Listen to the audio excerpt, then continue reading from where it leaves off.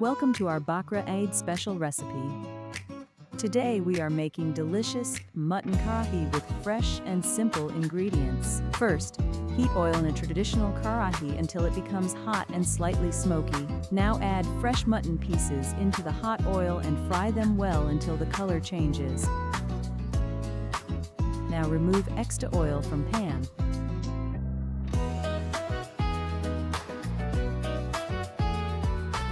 Red chili powder, coriander powder, and black pepper. Mix everything well.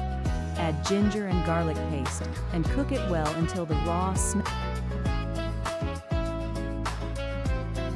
Add tomatoes when the tomato skin softens. Remove it from the gravy and discard it.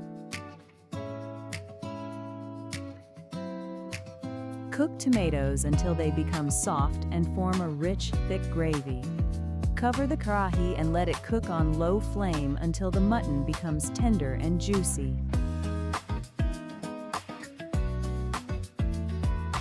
Now add green chilies for extra flavor and give it a final mix. Garnish with fresh coriander leaves and ginger slices. Your delicious Bakra Eid mutton karahi is ready to serve.